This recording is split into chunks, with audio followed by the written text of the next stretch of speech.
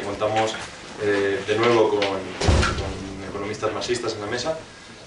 Bueno, recuerdo que se va a hacer circular de nuevo la hoja de firmas y que acordados de firmar todos. Si no, mientras circula, por lo menos al final ir a firmar para el asunto este de los créditos. Voy a presentar a los ponentes directamente. Tenemos con nosotros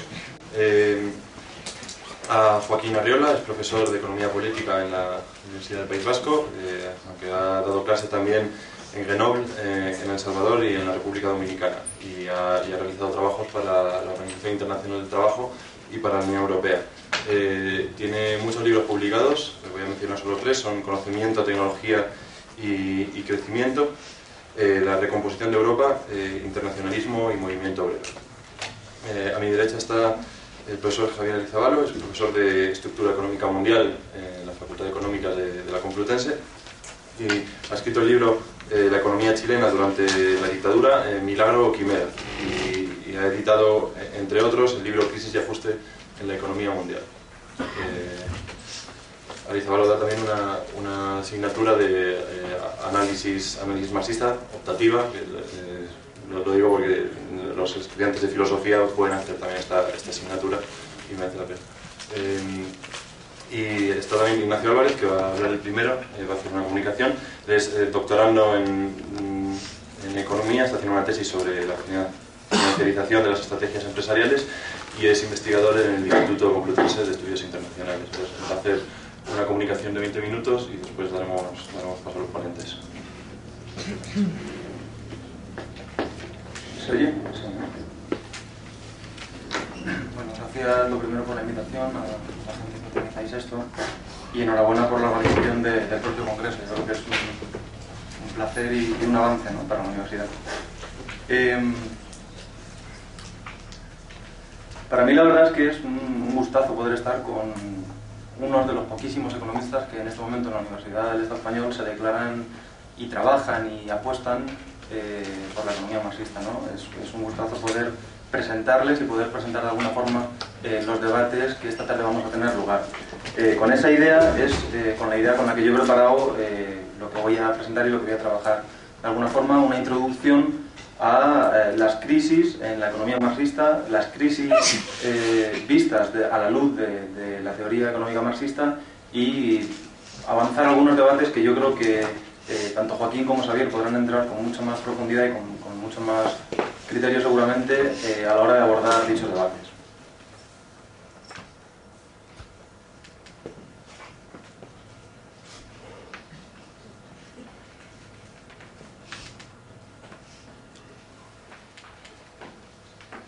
Bueno, yo en concreto quiero centrar estos 20 minutos, si me voy de tiempo, ¿vale? Me das un toque, ¿vale? Quiero centrar los 20 minutos en dos cuestiones más o menos puntuales. La primera, por la que voy a pasar muy brevemente, porque pues Joaquín me comentó, y Xavier seguramente también lo haga, que iban a centrar su exposición en ese tema, va a ser la cuestión de la crisis económica en la teoría económica marxista. Es decir, ¿qué nos dice la teoría económica marxista al respecto de lo que hoy tenemos en el programa, de la sesión que teníamos para hoy,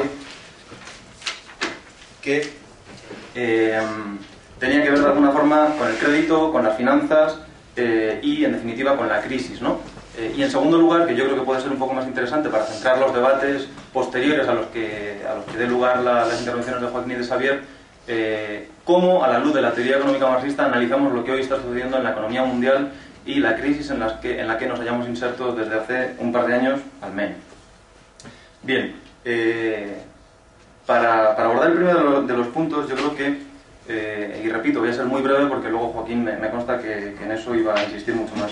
Yo creo que hay que destacar una virtud enorme en la obra de Marx, ¿no? Una virtud que es que no solo en el Capital se abre la posibilidad en su análisis de las crisis, posibilidad que ya estaba en otros teóricos y en otros autores, sino que se abre además en el análisis económico marxista la necesidad de las crisis. Y yo creo que es un salto cualitativo en el terreno de la teoría económica importante, ¿no? ¿La necesidad en qué sentido? Bueno, yo creo que Marx abre la necesidad desde una doble perspectiva, ¿no? La necesidad de la crisis vista, en primer lugar, como una cuestión inevitable, fruto de el funcionamiento de la propia lógica de acumulación capitalista y del funcionamiento del sistema económico capitalista, pero además una necesidad que tiene una segunda perspectiva, que es indispensable.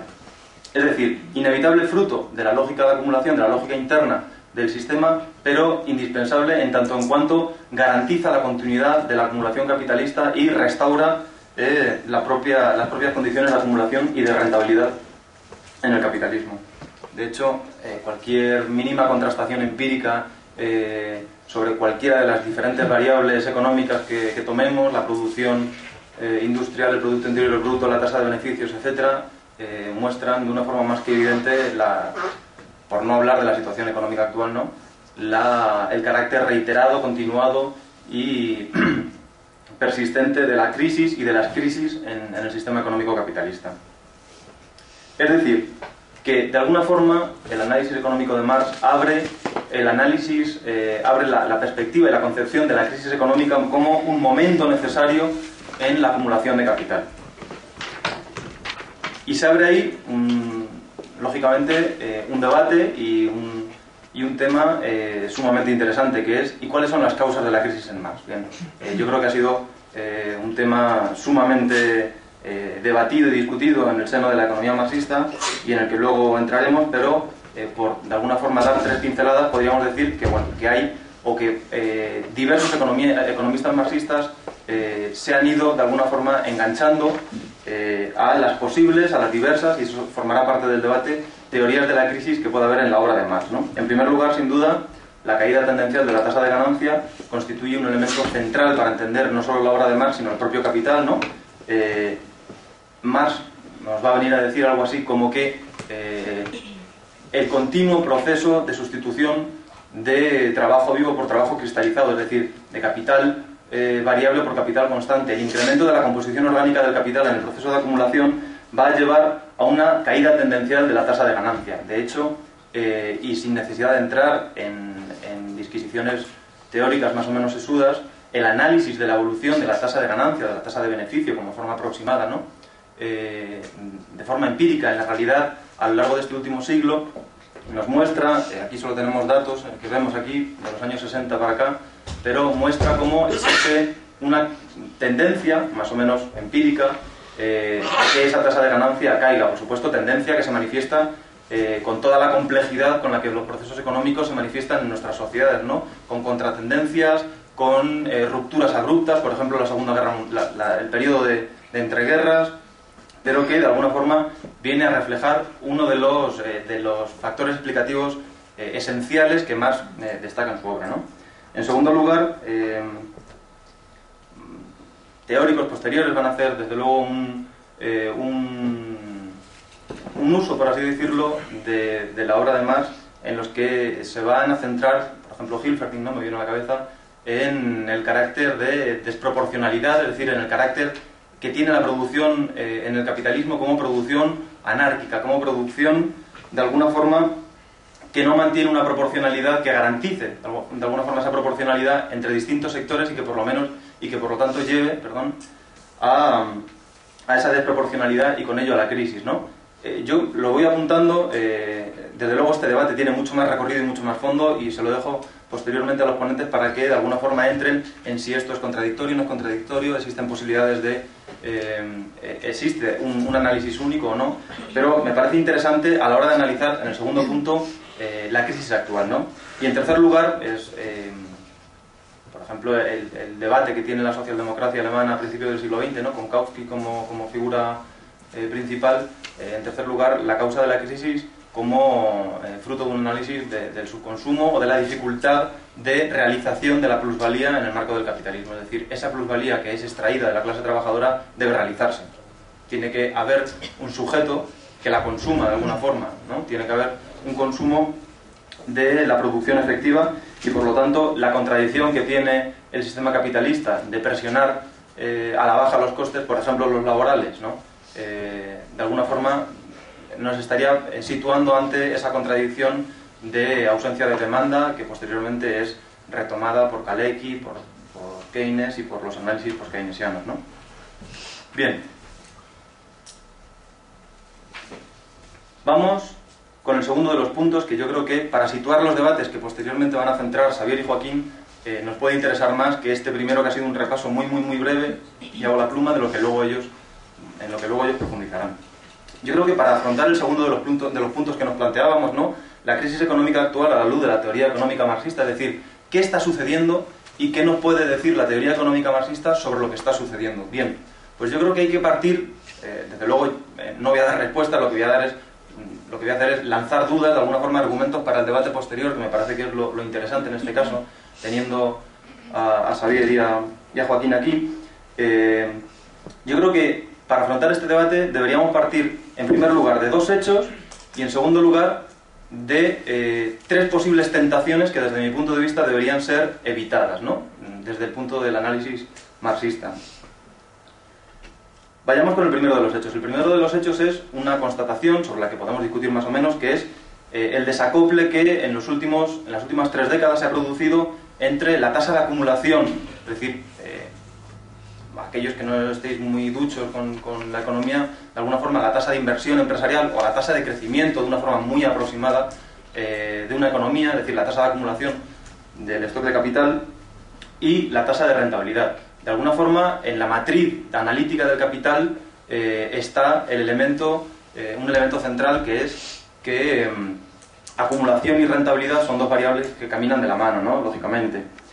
Y por lo tanto, cabría pensar hasta qué punto, y aquí hay un debate yo creo muy interesante, muy importante, hasta qué punto la ofensiva neoliberal, la ofensiva desatada desde principios de los años 80 por el conjunto de la clase capitalista para de alguna forma restaurar la caída de la rentabilidad que vemos que se había producido desde finales de los años 60, ha conducido a una nueva situación, a una situación en la cual, de forma, no sé si podríamos decir paradójica desde mi punto de vista, ¿no? Porque reedita situaciones anteriores en el propio siglo XX, ¿no? Pero nos conduce a una situación en la cual parece que, aunque se haya restaurado la rentabilidad económica, la rentabilidad del capital, por lo menos en los grandes países, en los países hegemónicos del corazón del capitalismo, ¿no? Parece que la formación bruta de capital fijo, la tasa de acumulación, la inversión empresarial, llamémosla como la queramos llamar, no se ha restaurado. Y aquí yo creo que se abre, de alguna forma, un desafío, es un hecho que abre un desafío para comprender la crisis actual y para comprender, de alguna forma,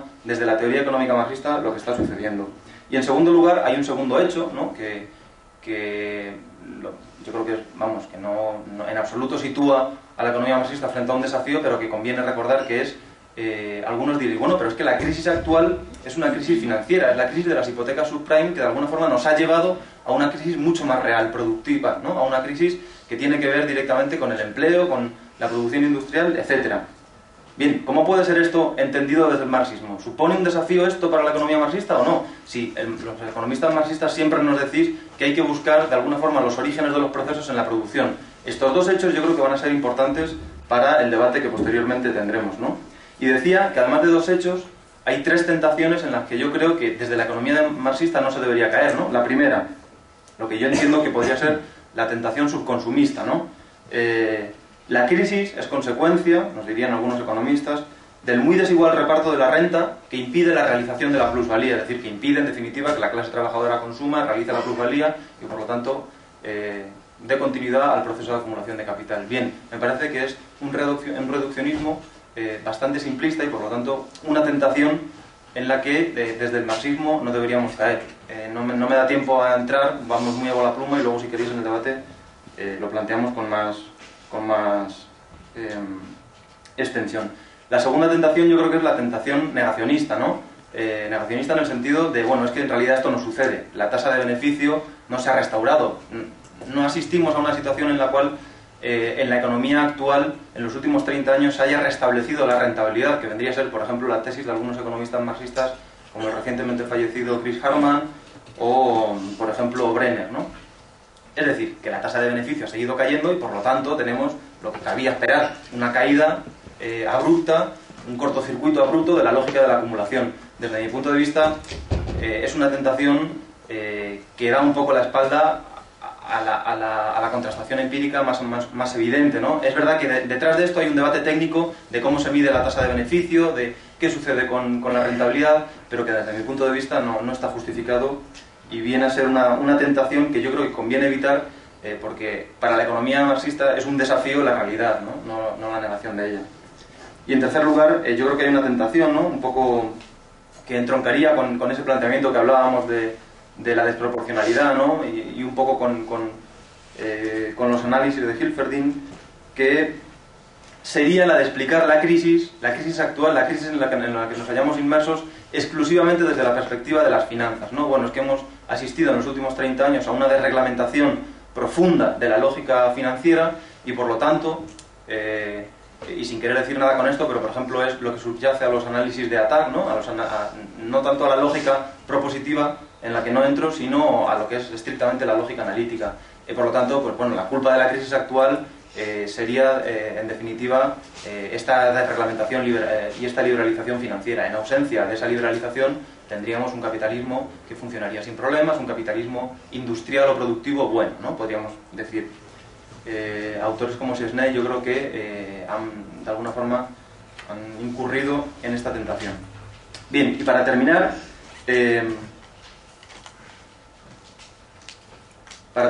me gustaría de alguna forma señalar lo que yo entiendo que son tres claves analíticas para, bueno, abrir el debate o de alguna forma lanzar o dejar la pelota lanzada en el tejado de tanto de Joaquín como de Xavier sobre lo que entiendo que deberían ser tres claves analíticas para analizar la crisis actual y ver qué puede aportar la teoría económica marxista a la comprensión de la crisis actual.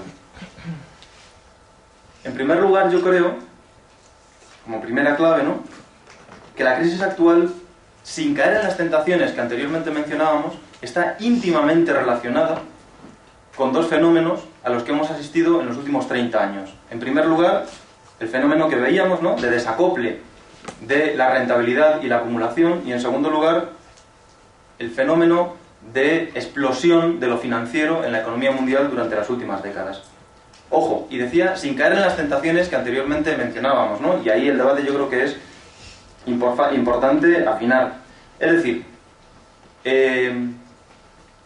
la ruptura de una determinada lógica que había caracterizado el sistema económico capitalista durante los años 50 y 60, que en realidad yo creo que más que una lógica habitual en el marco del capitalismo era una lógica excepcional, porque lo habitual seguramente sea lo que ha venido después, ¿no? La quiebra de esa lógica muy particular, que son los años 50 y 60, por el modelo que se despliega posteriormente a la Segunda Guerra Mundial, por las características muy particulares de ese modelo, hegemonía y fuerza, más que hegemonía diría yo, fuerza relativa de la clase trabajadora y de sus organizaciones, existencia de alguna forma del bloque soviético, importante reglamentación y regulación de algunos ámbitos y sectores, en particular el de las finanzas, durísima destrucción de capital y física, de vidas humanas, ¿no?, que supone la Segunda Guerra Mundial. Es decir, más allá de ese contexto muy extraordinario, la caída de la rentabilidad de finales de los años 60 abre un nuevo escenario, el escenario, de alguna forma, de la ofensiva del capital, de la ofensiva neoliberal por restaurar la rentabilidad. Y ese escenario tiene una traducción inmediata en, de alguna forma, un cambio en la hegemonía. El surgimiento del capital financiero como fracción de clase directora del proceso de acumulación, como fracción de clase, de alguna forma, al mando de ese proceso de acumulación, genera o instaura una lógica que yo creo que tiene una íntima conexión con la crisis actual, ¿no?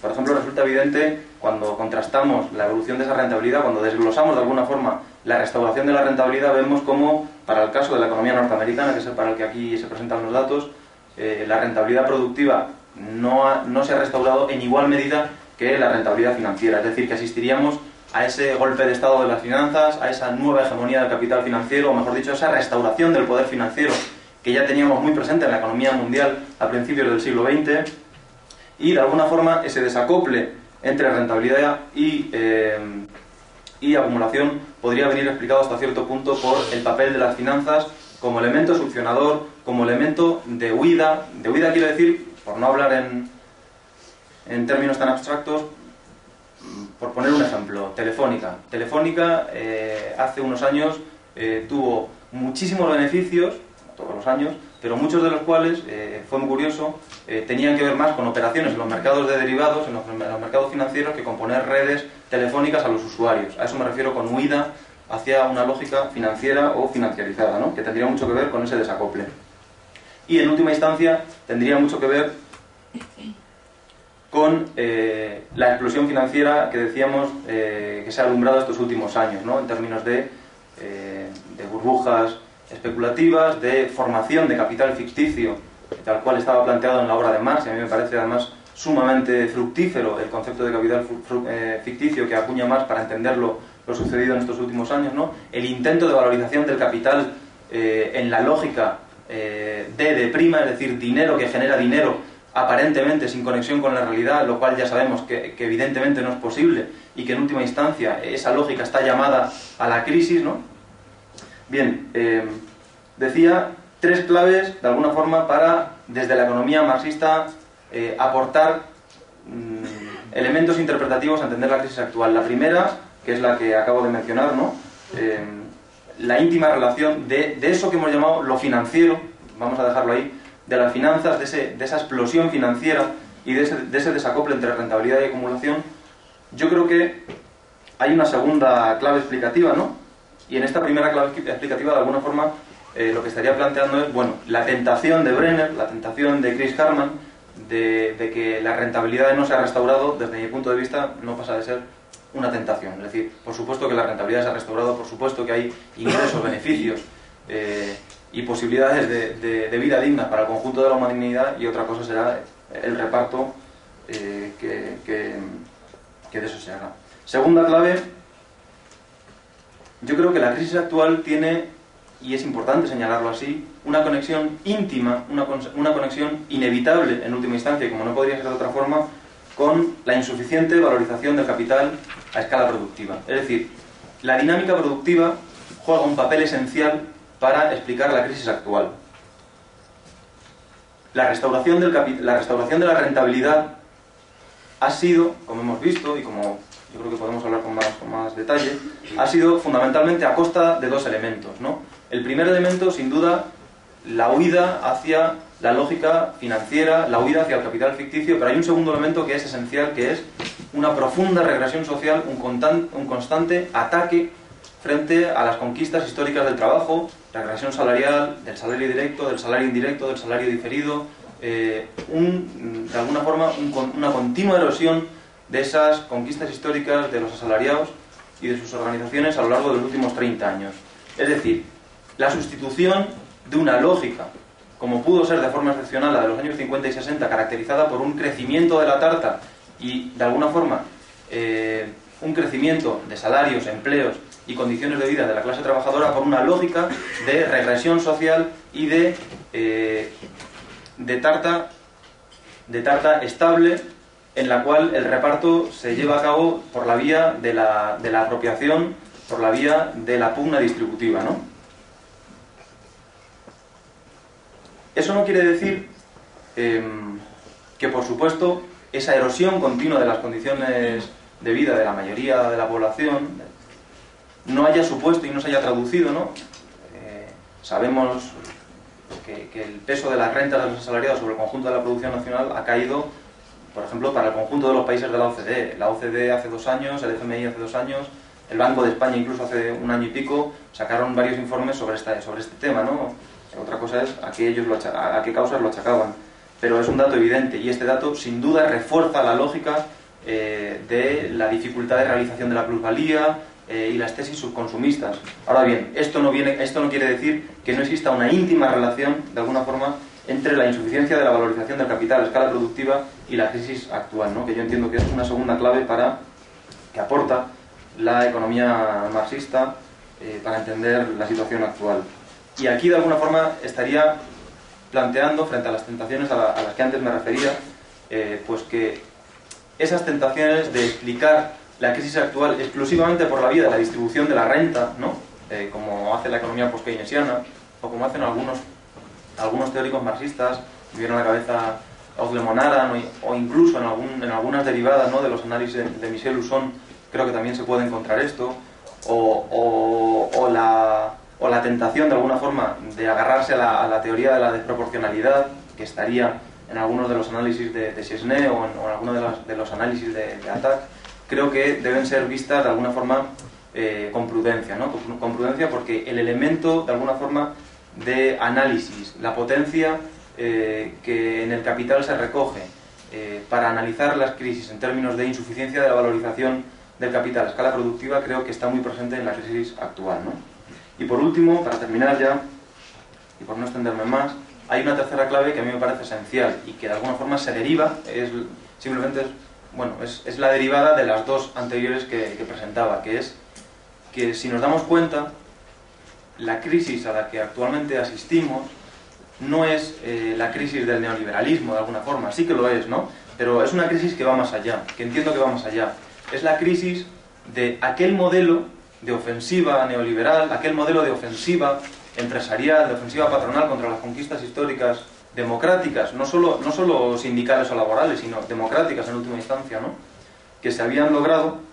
Es la crisis de los mecanismos desplegados para revertir la crisis. No sé si me explico.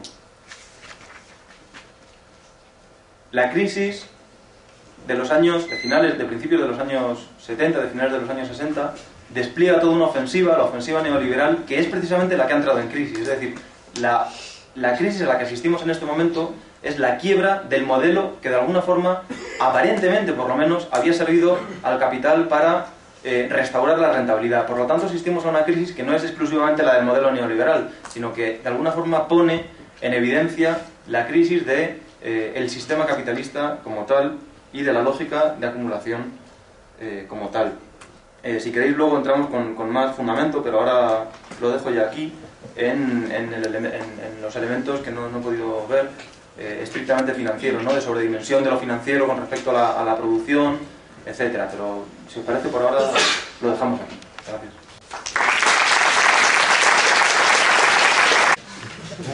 Y voy a poner también mis transparencias.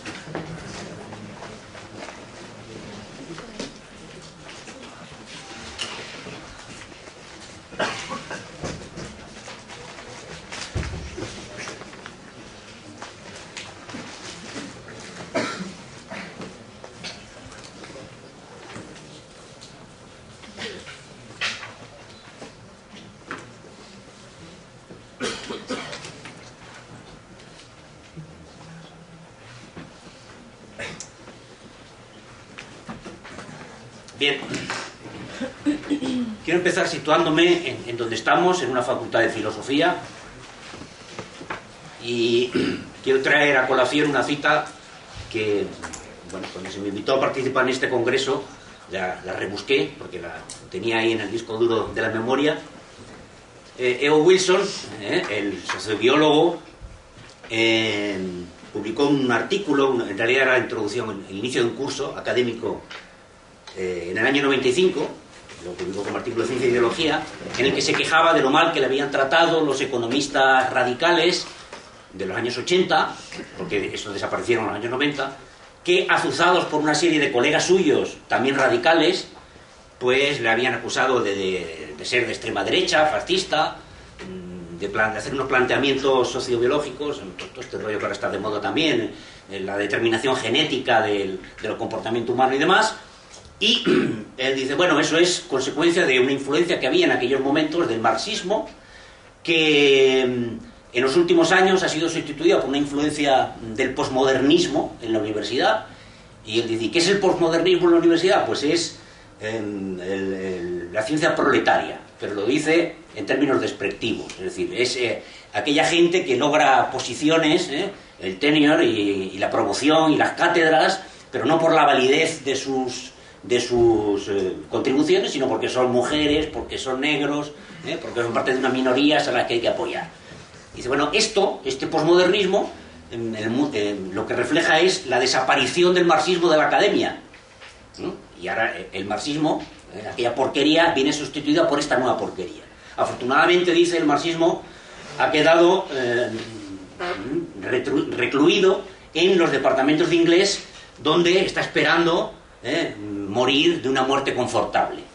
Bueno, en este caso no es en el departamento de inglés, sino en el departamento de alemán, donde se ha hecho esa importante contribución, que es la traducción, muy buena traducción por cierto, de un libro muy importante de Michael Heinrich y su edición en una editorial de filosofía. Es cierto que hay un cierto repliegue hacia ese tipo de lugares, pero en lo que discrepo profundamente con Wilson es en que esto suponga que el marxismo está muriendo, todo lo contrario. Yo creo que este encuentro, la participación, el nivel de los debates, la existencia de candidatos a doctores que quieren hacer méritos en el análisis económico marxista, todo ello demuestra que el marxismo es un muerto que goza de muy buena salud. Ahora bien, para que esa salud y esa recuperación sea real, hace falta efectivamente una profundización en el estudio académico del marxismo. Y en este caso yo voy a dar algunas referencias de lo que puede ser un programa de investigación en torno a un tema concreto que es la teoría de la crisis en Marx y, como voy a argumentar, es un campo de trabajo muy importante, entre otras cosas porque la teoría de la crisis de Marx es incompleta y eso es lo que explica que haya, como decía Nacho anteriormente, distintos marxistas que tienen distintas teorías de la crisis. Por tanto, yo lo que voy a hacer es un rápido recorrido por lo que es la evolución del pensamiento de Marx en torno a este tema para intentar mostrar cómo hay un campo de trabajo y de desarrollo analítico muy importante. Bien, lo primero que, para situarnos, lo primero que tenemos que hacer, creo yo, es entender cuál es el objetivo de Marx con el análisis que él va elaborando en todo ese montón de manuscritos de los que hemos estado hablando, los Grundrisse, los manuscritos económicos no publicados, hasta llegar a la contribución y luego al tomo primero del Capital y los demás tomos tampoco publicados. El objetivo que persigue él es mostrar que la sociedad de su época, y también la nuestra, es una sociedad que se caracteriza por tener como objetivo fundamental, es decir, toda la energía de la sociedad se orienta no a satisfacer las necesidades de la gente, no a organizar el trabajo social de forma que se puedan satisfacer el mayor número de necesidades en el mayor volumen posible de la forma más racional, eficiente y eficaz. Ese no es el objetivo de la sociedad capitalista. El objetivo es maximizar la ganancia de los propietarios, de los capitalistas, de los rentistas, pero fundamentalmente de los propietarios de los medios de producción. Y es bajo esa lógica que él intenta demostrar que ese sistema, que por un lado ha contribuido enormemente al desarrollo de la fuerza productiva del trabajo, al mismo tiempo genera limitaciones, barreras absolutas al desarrollo de esa misma fuerza productiva del trabajo. También quiere destacar que el medio que se utiliza para organizar la sociedad en torno a este objetivo es el trabajo asalariado, que es un tipo de trabajo muy particular, que necesita que sea la forma en que trabaja la mayor parte de la población, que necesita por tanto un desarrollo histórico que se produce en los siglos anteriores, del paso del esclavismo y del trabajo servil al trabajo libre, asalariado, y que es un trabajo que se caracteriza por una cuestión muy importante, que es que produce plusvalía. Y la plusvalía es la fuente del beneficio. Todo esto Marx lo inserta en una teoría que es pues, lo que llamamos el marxismo. Yo no me atrevería a decir que es una teoría económica. Bien es verdad, como se ve ahí debajo, que estas categorías fundamentales se pueden traducir en términos estrictamente de contabilidad nacional.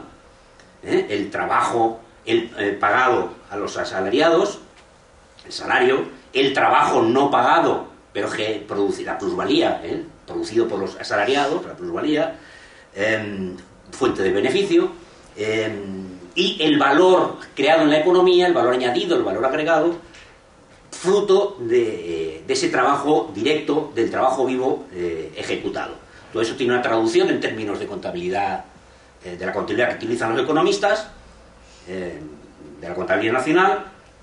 El valor añadido menos la remuneración de asalariados menos las amortizaciones nos deja el excedente bruto empresarial, que es el beneficio. Es decir, que esta teoría se puede leer en clave estrictamente económica, pero yo creo que, como se ha dicho también esta mañana, el análisis va más allá de las categorías de la economía política, porque lo que pretende ser, en el fondo, otra cosa es que, ya digo, no lo consigue del todo porque no es una teoría completa, es ser una crítica de la economía política. De paso, señalar que si Marx, a partir de los años 50, cuando llega a Inglaterra, se pone a estudiar de forma sistemática a los economistas políticos Y a diferencia de lo que hacía cuando era estudiante y después, que estudiaba de forma sistemática la filosofía clásica alemana, la filosofía alemana, es por una razón muy sencilla. Es que en el siglo XVIII, en la transición al XIX, el debate político se establece en términos filosóficos.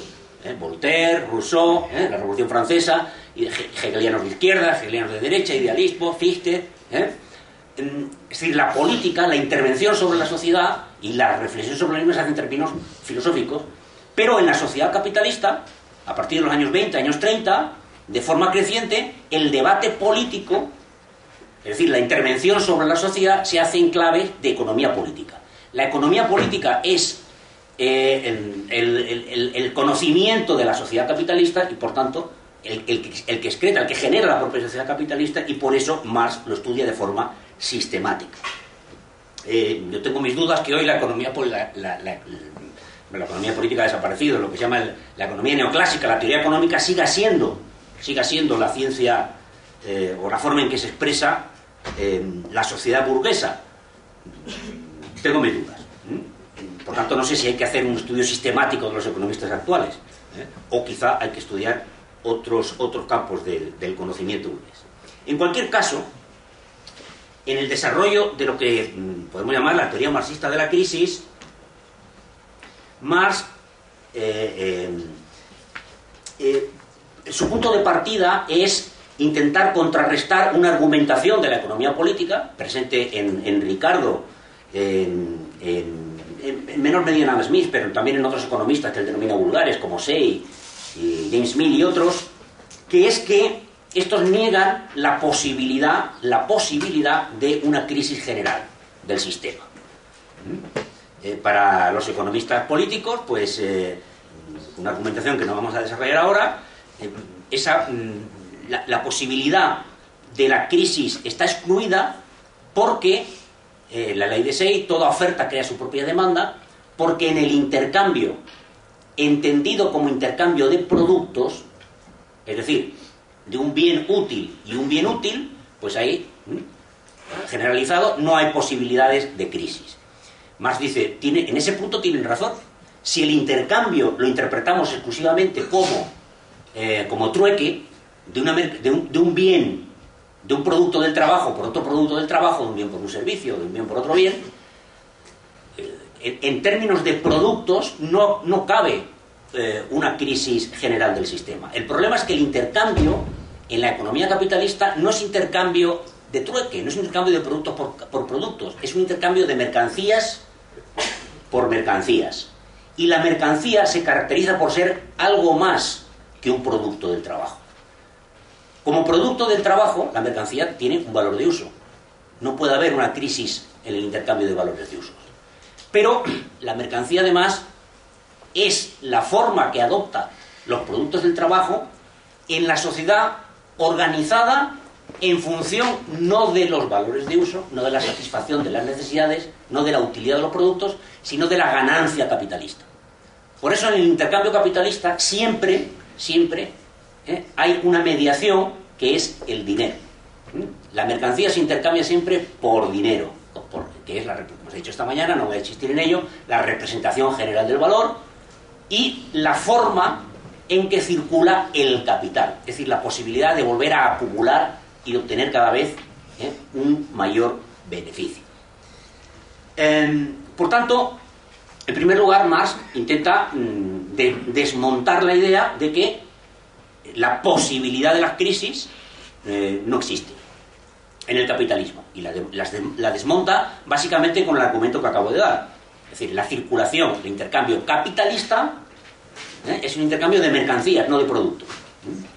Pero también dice él que demostrar la posibilidad histórica de la crisis no demuestra su necesidad, que es un segundo paso en su elaboración teórica. La necesidad lógica de las crisis es donde, en mi opinión, el desarrollo de su teoría manifiesta una de las limitaciones vinculadas a todas las dificultades que tuvo para trabajar de forma, adecuada en el desarrollo de su teoría, para resolver los problemas analíticos que tenía y demás. Por tanto, la teoría de Marx, la teoría de la crisis de Marx, tiene que ser una teoría que demuestre la posibilidad de las crisis en términos históricos, pero al mismo tiempo que la crisis es una necesidad lógica de ese sistema.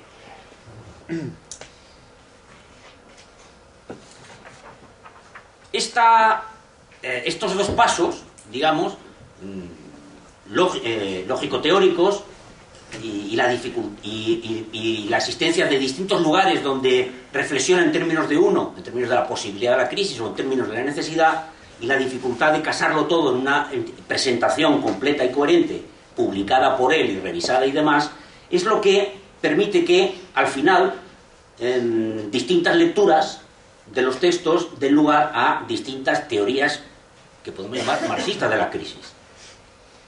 Pero en el fondo, y sin entrar en estas clasificaciones que han hecho señalado anteriormente entre teorías subconsumistas de la desproporción o las que basan todo en el crédito y demás, sí que hay una distinción analítica cuya resolución sería una contribución fundamental a comprender lo que es la teoría marxista de la crisis y a desarrollar también esta teoría, que es la distinción entre la crisis como un proceso de exceso de capital y la crisis como el resultado de un exceso de mercancías, entendidas, en este caso las mercancías, en su dimensión material, en su dimensión de productos. Un exceso de fabricación de automóviles que lleva a que la capacidad instalada de producción de automóviles sea de 1.200.000 unidades al año y las posibilidades de venta, de absorción en el mercado, sea de 400.000 unidades. Ahí estamos hablando de bienes, del bien automóvil. Es también, pero es de esa dimensión material en la que se plantea también la teoría de la crisis. Y todo el desarrollo, todo lo que podemos leer en Marx sobre las crisis, en los manuscritos de los años 50, en los de los primeros años 60, en el Capital, o en los textos que escribe después del tomo primero, que luego sintetiza Engels en el tomo segundo y tercero, porque el tomo cuarto, la teoría de la plusvalía, son de los años 62-63, es una fluctuación entre estas dos interpretaciones de la crisis. En los Grundrisse, que suelen ser, digamos, vistos como, digamos que en Marx, esa ambivalencia que señalaba esta mañana Heinrich, lo podemos señalar como una fluctuación entre una interpretación, digamos, más hegeliana de la crítica de la economía política y una crítica de la economía política más positivista, que utiliza más el lenguaje propio de la economía. Los Grundrisse sería años 50, donde Marx con mayor intensidad avanza, tiene algunas intuiciones para esa crítica dialéctica hegeliana de la economía política y de la sociedad capitalista. Pero luego, años 62-63, las teorías de la plusvalía, lo que llamamos el tomo cuarto, donde hace el análisis de Fullerton, de Ricardo, de Adam Smith, es una especie de tomo de historia del pensamiento. Ahí, digamos, la forma en que hace el análisis es más positivista, más propio de la economía política, y luego el Capital es una combinación. Cuando llegamos al Capital, el tomo primero enlaza con los Grundrisse, sobre todo la primera parte del tomo primero, y también el tomo segundo, pero el tomo tercero, que los economistas solemos señalar que es el tomo, digamos, de la economía aplicada, donde desciende en el nivel de abstracción, pues es más positivista. Entonces hay esa dificultad que Marx no termina él mismo tampoco de resolver correctamente. En esta teoría, en la teoría de los Grundrisse, en la teoría de la crisis en los Grundrisse, pues básicamente desarrolla la teoría del exceso de producción de bienes, la crisis como una posibilidad que se manifiesta en una sobreproducción de bienes. Es decir, la transformación de las mercancías en dinero se ve limitada, lo cual se traduce en que una parte del trabajo social destinado a la producción de mercancías no se valoriza, no se convierte en capital.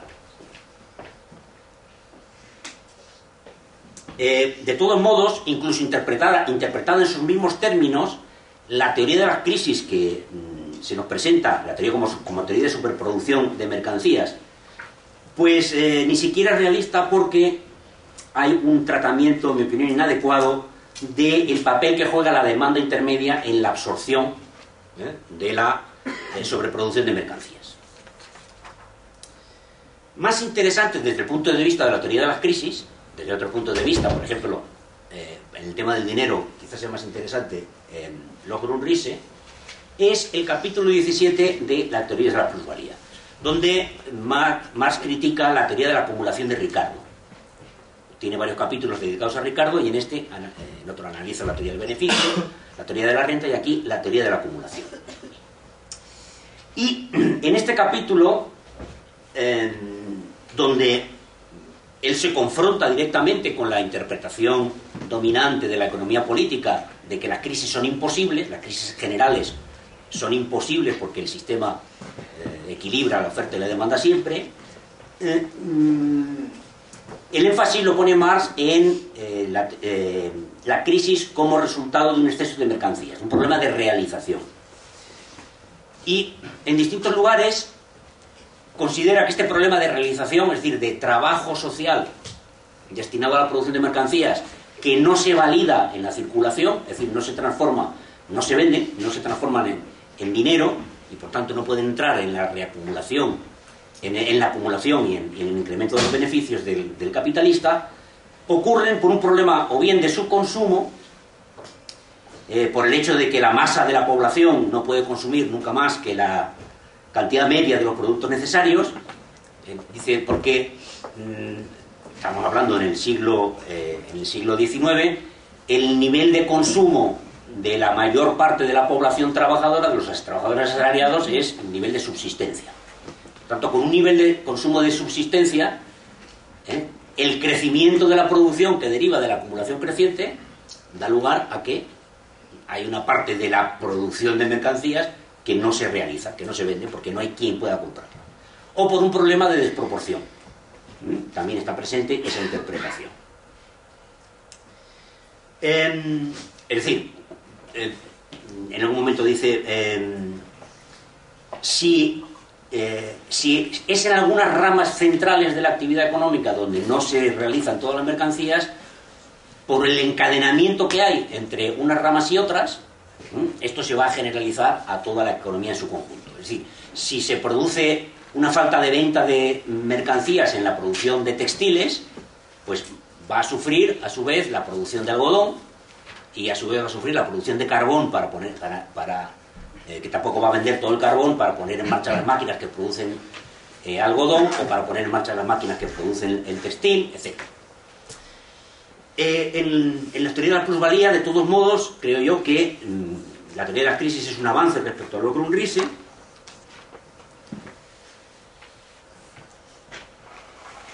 porque, por un lado, vincula ya directamente la posibilidad de la crisis al propio proceso de acumulación. Es decir, la crisis se produce porque cada vez la economía crece más, se acumula más capital. Sin embargo, la pregunta clave la enuncia Marx en la teoría de la plusvalía y no la resuelve ahí. La cuestión es, por tanto, ¿qué es la sobreabundancia de capital y en qué difiere de la sobreproducción de mercancías? Y no la resuelve en la teoría de las plusvalías porque le falta, a mi juicio, dos elementos fundamentales para completar una teoría marxista de la crisis. Fundamentalmente, un tratamiento teórico del papel del sistema de crédito y una teoría correcta de la población.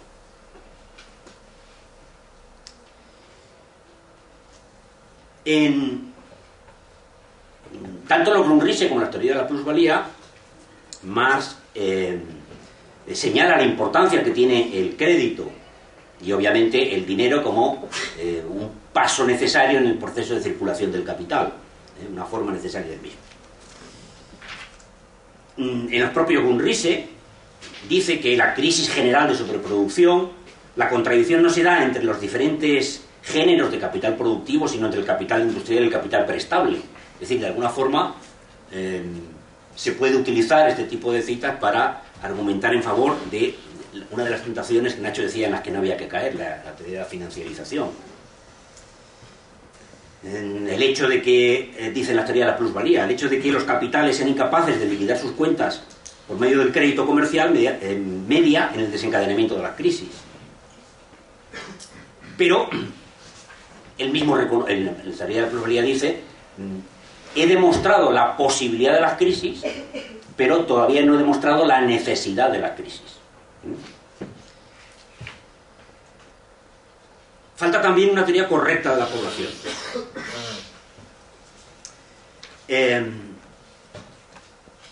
El maquinismo, señala la teoría de plusvalía, siempre produce una sobrepoblación relativa, un efecto de reserva industrial. Pero también dice: si la acumulación tiene que ser un proceso estable y continuo, entonces el crecimiento absoluto de la población es una condición necesaria. Solo si la población crece de forma absoluta, la acumulación puede ser sostenible. Pero estas afirmaciones están ahí sueltas en el texto sin estar articuladas en, digamos, un desarrollo más completo, más coherente.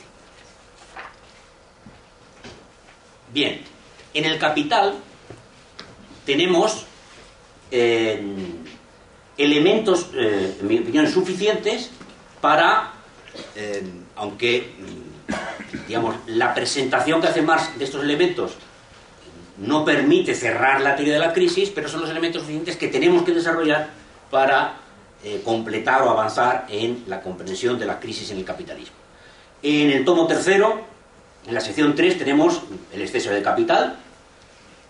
En el tomo 3, en la sección 5, un análisis del crédito, y en el tomo primero, la sección séptima, la Ley General de la Población, los elementos básicos para la teoría de la población.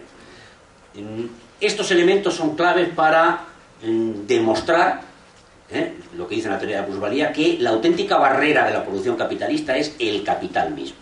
Que ese sistema que históricamente fue capaz de desarrollar la fuerza productiva del trabajo a un nivel muy superior al que se había desarrollado a lo largo de toda la historia de la humanidad anterior, sin embargo, en sí mismo, por sus objetivos y por la forma en que organiza el proceso de trabajo, limita la posterior expansión de la fuerza productiva del trabajo, que en último término Marx considera que es el resultado de una creciente socialización, socialización del trabajo, que es a su vez el procedimiento por el cual se genera también la individualización, la personalización.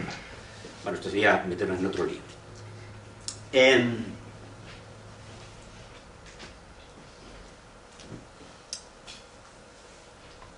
Bueno, algunos elementos rápidos sobre, ya han salido también en la intervención anterior, que saldrán también después, la tendencia decreciente de la tasa de beneficio. Es verdad que entre los economistas y otros marxistas hay dos posiciones en torno a esta sección: quienes la consideran fundamental y central en la aplicación de la teoría de la crisis, y quienes consideran que no es tan fundamental y tan central en la aplicación de la teoría de la crisis. Por ejemplo, Heinrich esta mañana se apunta a la segunda teoría, y los que estamos en esta mesa, como los economistas, parece que nos apuntamos a la primera, es decir, que sí es fundamental. Bueno, en todo caso, sí es un avance muy importante respecto a la economía política clásica, porque en la economía política clásica, en Ricardo en concreto, había una teoría que se basaba en el análisis de la renta de la tierra, que decía que en última instancia es verdad que por el hecho de que la tierra tiene una productividad marginal decreciente, es decir, la tierra, hay unas tierras más productivas, otras que son menos y otras menos, y cada vez se van cultivando, como crece la población, cada vez se van cultivando tierras menos productivas, al final el funcionamiento de la economía llegará a un estado estacionario. Bien, esa teoría del estado estacionario, de la ausencia de mayor acumulación, de la crisis, que Ricardo limita, lo presenta como un caso particular vinculado a la renta de la tierra, Marx en la sección tercera, en la teoría de la tendencia decreciente en la tasa de beneficio, la convierte en una teoría general. Por lo tanto, incluso en términos estrictamente de teoría económica, y no del proyecto general de Marx, con esta sección, desde el punto de vista de la teoría económica, hace un avance sustancial en el pensamiento económico. Bien.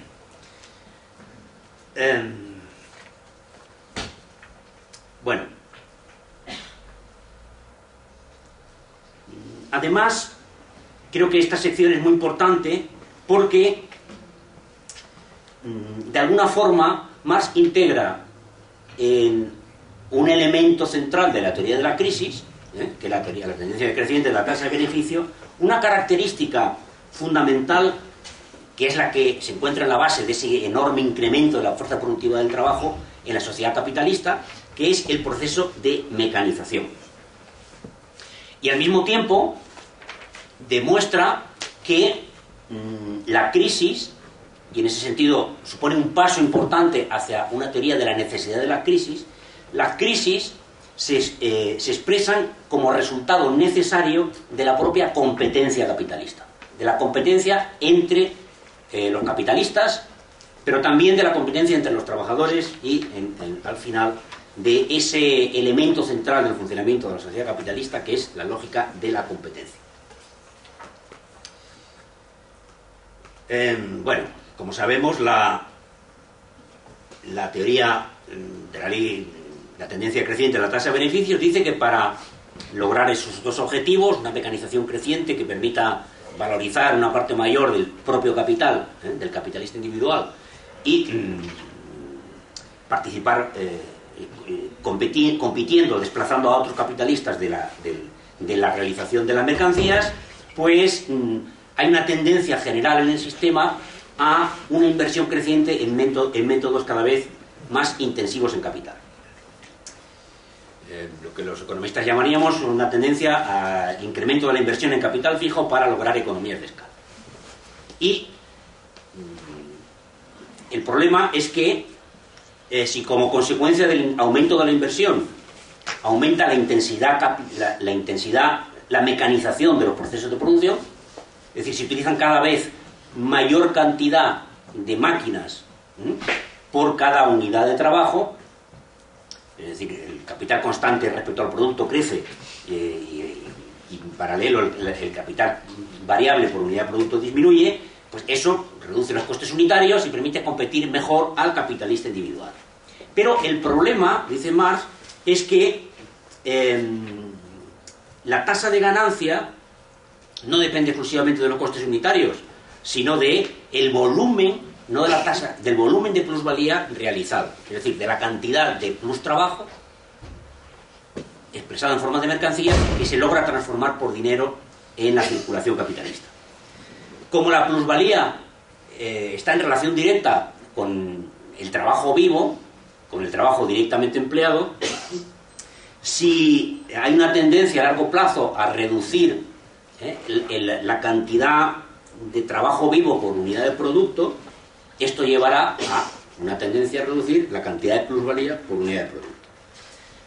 Es decir, una reducción de la tasa de ganancia. Por tanto, a largo plazo, el aumento de la inversión imprescindible, necesario, inevitable en un sistema de competencia, en un sistema de circulación de mercancías y no de productos, y en un sistema basado en una acumulación permanente y constante, llevará a una reducción de esas tasas de acumulación, de esas tasas de crecimiento. Bueno, también sabemos, en esa sección Marx analiza, desmenuza los factores que contribuyen a una mayor velocidad en este proceso de intensificación capitalista y de reducción de la tasa de beneficio, que en un momento determinado llega a una reducción de la masa, y también analiza aquellos factores que pueden contrarrestar este proceso.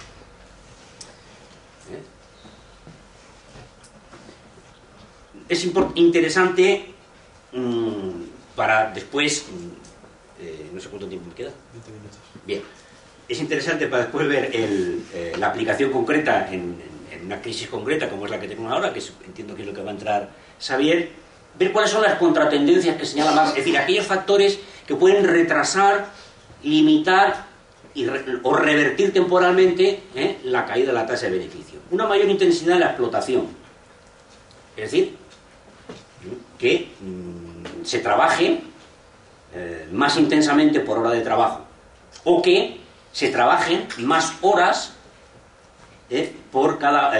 más horas de trabajo extra por cada hora de trabajo pagado en forma de salarios. Lo que viene a ser lo mismo, la existencia de salarios más reducidos, que como sabemos es una de las demandas de todos los economistas burgueses hoy en día de forma clamorosa en todos los medios de comunicación. Otro mecanismo que forma parte de ese proceso que decía Nacho de mecanismos desplegados para intentar salir de la crisis, obtener un capital constante más barato, de forma que el incremento de la mecanización, las máquinas que introduzcamos sean más baratas. De alguna forma, los procesos de deslocalización forman parte de esta tendencia en el periodo concreto inmediato en el que estamos nosotros viviendo. El aumento de industrias de composición orgánica relativamente baja, es decir, industrias en las que la relación entre máquinas y trabajo vivo, trabajo muerto y trabajo vivo, entre trabajadores y máquinas, sea más reducida. Pues también esto forma parte del discurso ortodoxo, aunque en nuestros términos, todo el tema de la economía de los servicios, la economía postindustrial. Obviamente,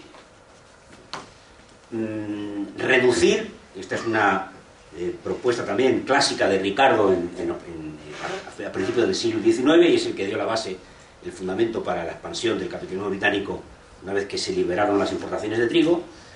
Importar bienes salarios más baratos, es decir, no reducir la capacidad adquisitiva de los trabajadores en sus salarios, pero hacer que los bienes que consumen los trabajadores sean más baratos, con lo cual, aunque le reduzcamos en parte el salario, su nivel de consumo no se reduzca. Es decir, si pasamos si los trabajadores pasan de consumir camisas fabricadas en Badalona a 50 euros a consumir camisas fabricadas en China a 5 euros, se les puede reducir el salario de 1.500 a 1.000 euros, pero podrán consumir incluso más camisas que antes. Bueno. Y, en última instancia, la migración de capital hacia regiones de mano de obra y recursos naturales baratos. Todos estos elementos, si os fijáis bien, están presentes en el discurso económico, en las prácticas económicas de los últimos años y en las propuestas de salida a la crisis de los economistas burgueses.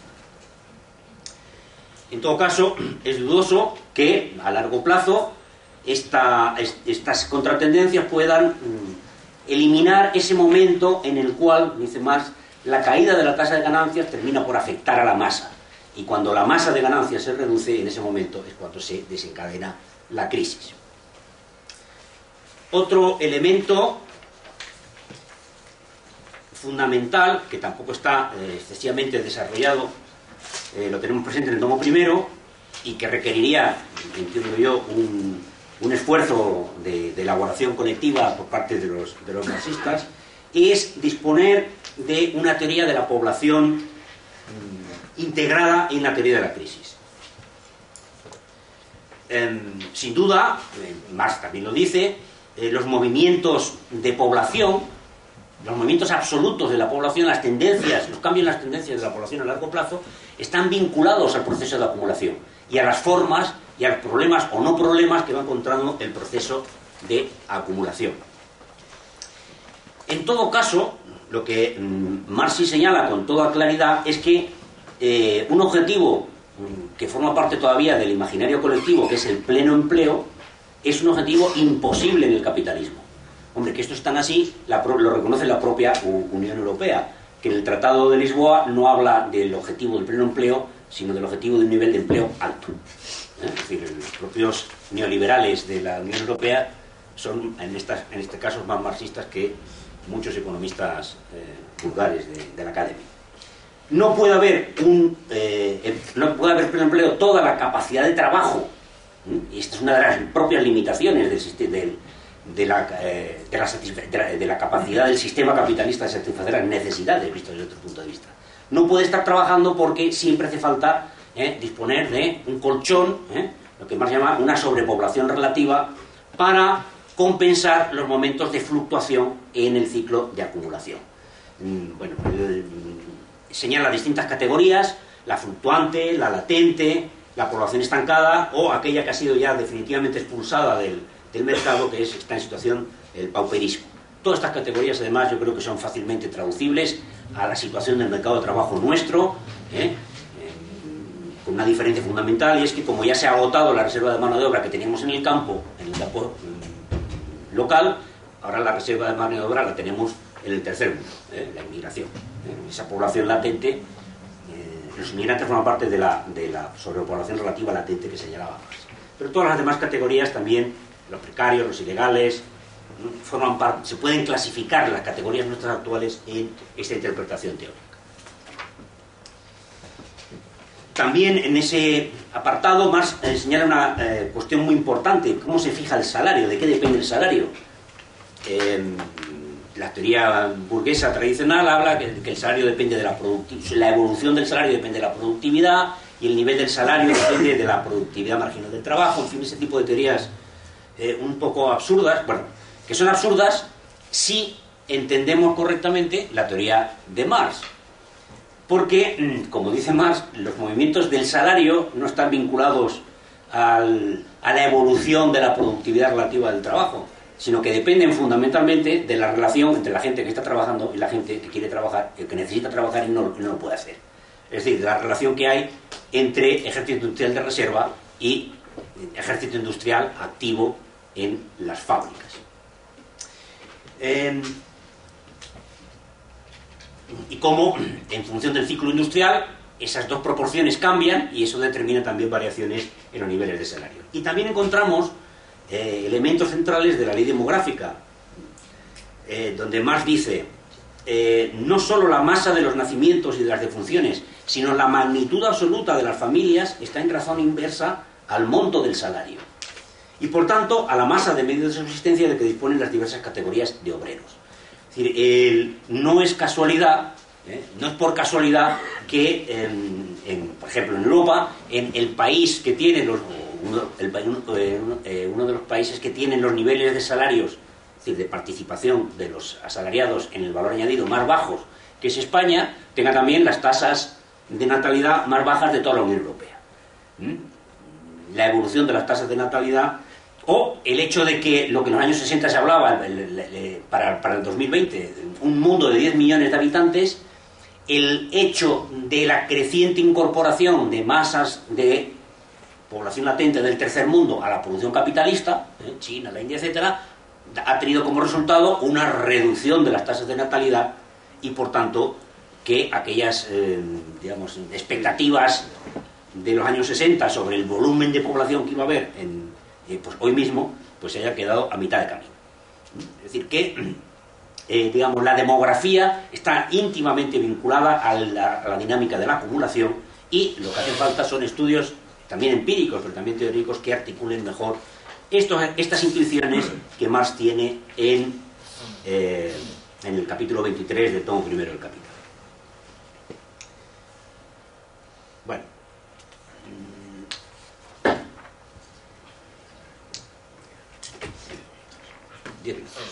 Bueno, en los 10 minutos finales voy a hacer referencia a ese otro elemento que aparece en el tomo tercero del Capital, en una sección que el propio Marx había titulado, y Engels así lo dice cuando se hace la presentación, la confusión, que son los capítulos donde habla del capital, que devenga interés, habla del crédito. Por cierto, la confusión es también el título de una importante novela de ciencia ficción de Neal Stephenson, que después de Cryptonomicon publicó Azogue y publicó La confusión, donde en términos de ciencia ficción analiza cómo se genera el sistema de crédito moderno en la época de Newton, muy interesante, la vinculación entre la alquimia y la física, por qué llega el patrón oro. El patrón oro llega porque Newton, que era el Master of the Mind, el jefe de la casa de acuñación de la moneda, cuando abandonó la universidad, harto de sus colegas, se hizo el jefe de la casa de acuñación, y como él tenía la pila de convertir el plomo en oro, era alquimista, pues dijo, el patrón oro. Bueno, esas cuestiones también no están tanto en el Capital como en las novelas de ficción, pero también la confusión. Es decir, es la confusión porque el propio Engels reconoce que él no está contento de cómo ha podido ordenar esos capítulos de Marx. Y eso es un elemento fundamental. Porque, como el propio Marx dice, el crédito en el sistema capitalista tiene la función de poner en marcha los elementos ociosos del capital, que son resultado necesario de la rotación. Y otro elemento muy importante de lo que allí dice, de forma un tanto confusa, y es que la base del crédito capitalista no es, como dicen algunos, que los bancos crean un dinero de la nada. No, la base del crédito capitalista es la propia circulación mercantil. La base del crédito capitalista es el proceso de producción capitalista, entendido como unidad de producción y circulación.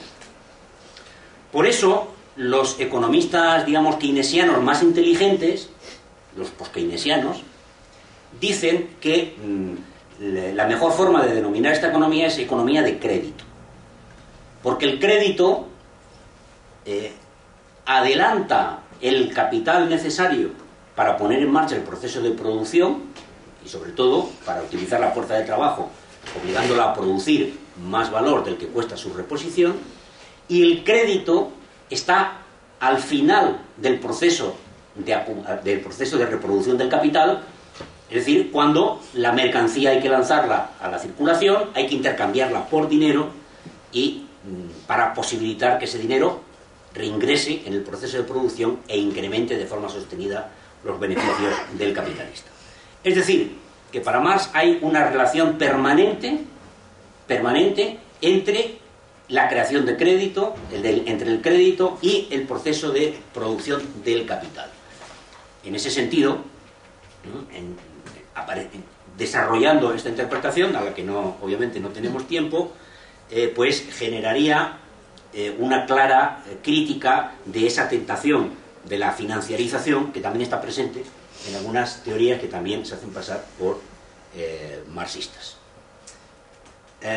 Bueno, lo voy a dejar. Tenía aquí una explicación un poco mayor de cómo el exceso de capital vincula las tasas de interés con las tasas de beneficio y los salarios, pero todo esto, una lectura, todo lo que yo iba a decir aquí, una lectura de esa tercera sección del capítulo 15, del capítulo 16-17, de la parte del capital donde habla del tomo tercero, donde habla del capital que devenga interés, del crédito, pues es una lectura atenta, digo, es lo que iba a exponer ahora. La distinción entre el momento de la crisis, el momento de la depresión. En todo caso, sí quiero terminar señalando que, a pesar de que con la teoría de Marx se puede demostrar tanto la posibilidad como la necesidad de la crisis en el funcionamiento de la economía capitalista, no creo que la teoría de la crisis sea la contribución más relevante de la teoría marxista para la interpretación de nuestra sociedad contemporánea. Creo que lo más relevante es precisamente, y ahí se inserta la teoría de la crisis, el mostrar la incongruencia, los límites, las barreras que el propio proceso de acumulación capitalista pone a lo que debería ser la racionalidad del uso del trabajo social, que es organizar el trabajo social para satisfacer las necesidades de las personas. Como eso es imposible desarrollarlo en el capitalismo, más allá de lo que ya lo hizo históricamente en los años 60. En todo caso, como estos elementos, digo, no terminan de estar integrados en una teoría cerrada o completa, es por lo que a lo largo de la historia del capitalismo pues hemos encontrado economistas marxistas que interpretan las crisis en términos de desequilibrio, en términos de consumo, en términos de escasez de fuerza de trabajo o, en su caso, en términos de aumento de la composición orgánica del capital y, por tanto, la tendencia a la caída de la tasa de beneficio como un eje central de la interpretación de la crisis. Tenemos material más que de sobra para hacer un proyecto de desarrollo teórico y analítico académico del marxismo en los próximos años. Nada más por ahora.